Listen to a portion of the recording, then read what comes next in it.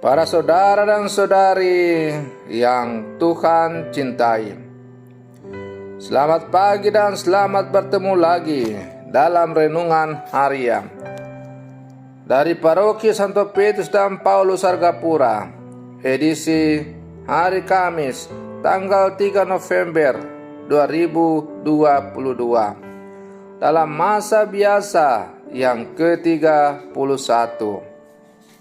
Mengawali hari yang baru ini, kita hendak mendengar dan merenungkan sabda Tuhan.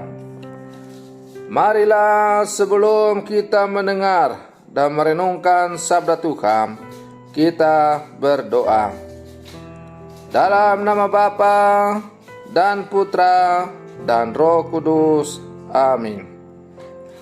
Allah Bapa kami di surga, semoga pengertian kami mengenai Yesus Putramu menjadi harta kekayaan kami yang tak ternilai, dan semoga dapat kami bagikan dengan gembira kepada semua orang yang kami jumpai dalam seluruh kehidupan kami. Bersabdalah ya Tuhan, kami siap untuk mendengarkan.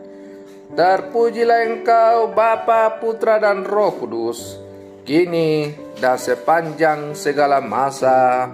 Amin.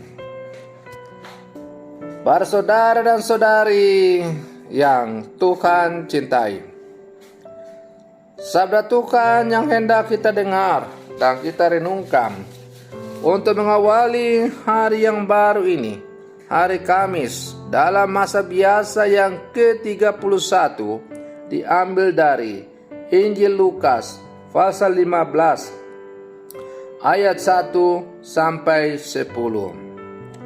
Tuhan bersamamu. Inilah Injil suci menurut Lukas. Para pemungut cukai dan orang-orang berdosa biasa datang kepada Yesus untuk mendengarkan Dia. Maka bersungut-sungutlah orang-orang Farisi dan ahli-ahli Taurat, katanya, orang ini menerima orang-orang berdosa dan makan bersama dengan mereka. Maka Yesus menyampaikan perumpamaan berikut kepada mereka. Siapakah di antaramu yang mempunyai 100 ekor domba, lalu kehilangan seekor, tidak meninggalkannya 99 ekor di padang gurun, dan pergi mencari yang satu itu sampai ia menemukannya? Dan kalau telah menemukannya, ia lalu meletakkannya di atas bahu dengan gembira. Setibanya di rumah, ia memanggil sahabat-sahabat dan tetangga-tetangganya serta berkata, bersukacitalah bersama aku, sebab dombaku yang hilang telah kutemukan. Aku berkata kepadamu, demikian juga akan ada sukacita di surga karena satu orang berdosa yang bertobat, lebih daripada sukacita karena 99 orang benar yang tidak memerlukan pertobatan. Atau wanita manakah yang mempunyai 10 dirham, lalu kehilangan satu di antaranya, tidak menyalakan pelita dan menyapu rumah, serta mencarinya dengan cermat sampai ia menemukannya? Dan kalau telah menemukannya, ia memanggil sahabat-sahabat dan tetangga-tetangganya serta berkata, bersukacitalah bersama aku, sebab dirhamku yang hilang telah kutemukan. Aku berkata kepadamu, demikian juga akan ada sukacita pada malaikat Allah karena satu orang berdosa yang bertobat. Demikianlah sabda Tuhan. Para saudara dan saudari yang Tuhan cintai, kisah Injil hari ini yang baru saja kita dengar bersama yang dipendengarkan oleh gereja kepada kita berbicara tentang menemukan yang hilang. Seorang gembala yang kehilangan seekor domba misalnya akan lekas mencari domba itu sebelum dihabisi hewan liar. Tuhan Yesus adalah gembala dan para pendosa dilihat sebagai domba yang hilang. Tuhan dan belas kasihan yang ada padanya datang untuk menyapa orang-orang berdosa supaya bertobat. Undangan yang sama pun dialamatkan bagi kita dan para pengikut Kristus yang lain.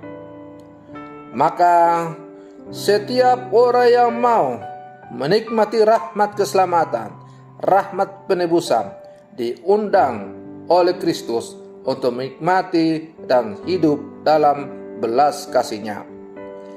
Para saudara dan saudari yang Tuhan cintai, Yesus menampilkan sikap Allah yang Maha Rahim, yang mencari dan menemukan yang hilang. Yesus menyatakan sikap belas kasih Allah terhadap setiap manusia yang berdosa. Allah adalah kasih. Kasih Allah itu diperlihatkan melalui perumpamaan yang dikisahkan Yesus, yakni mencari yang hilang. Allah bersukacita bila manusia sebagai citranya kembali berada dalam rangkulan kasih-Nya. Para saudara dan saudari yang Tuhan cintai, dosa merenggangkan keakraban manusia dengan Allah dan sesama. Maka menurut Yesus, orang yang berdosa mesti dicari agar kembali kepada keakraban sebagai anak-anak Allah yang diterima, diperhatikan, dan dirayakan dalam kebersamaan sebagai satu saudara, keluarga, dan komunitas. Maka bila mana orang-orang berdosa boleh kembali dalam rangkulan kasih Allah, tentu akan terjadi kegembiraan yang luar biasa. Maka tepatlah kata-kata Yesus bahwa akan ada sukacita pada malaikat-malaikat Allah di surga karena satu orang berdosa yang bertobat. Para saudara dan saudari yang Tuhan cintai, sebagai murid-murid Yesus yang hidup sama sekarang, kita telah menikmati undangan untuk hidup dalam kasih Allah itu. Maka berbahagialah kita karena kita hidup dalam belas kasih Allah itu. Karena kita telah hidup di dalam belas kasih Allah, maka belas kasih Allah yang telah kita nikmati itu tidak boleh kita nikmati seorang diri.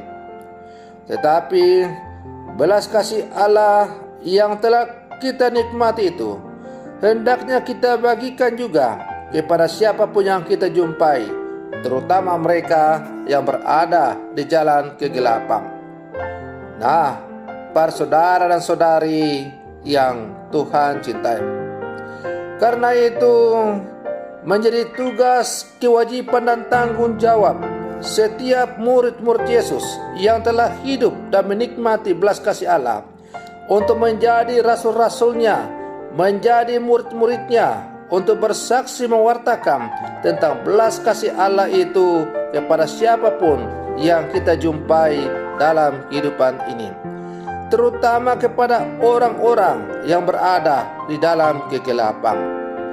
Maka bila mana kita setia mewartakan belas kasih Allah itu dan kemudian berhasil dengan bantuan rahmat Allah membawa saudara kita, sesama kita yang hidup dalam kegelapan itu ke jalan yang benar, maka percayalah bahwa akan ada sukacita di surga karena kita boleh mengambil bagian dalam menyelamatkan, dalam membawa kembali sesama kita ke dalam rangkulan kasih Allah. Dan lebih berbahagia lagi, lebih kita bersuka cita lagi, karena nama kita tercantum dalam kitab kehidupan kekal di rumah Bapa. Para saudara dan saudari yang Tuhan cintai, mari maju terus sebagai murid-murid Yesus untuk bersaksi, mewartakan, dan menghidupi tentang belas kasih Allah yang sungguh maha rahim itu. Semoga seluruh dunia, seluruh kehidupan, seluruh umat manusia selalu dilingkupi oleh belas kasih Allah. Semoga demikian. Selamat pagi, Tuhan Yesus memberkati.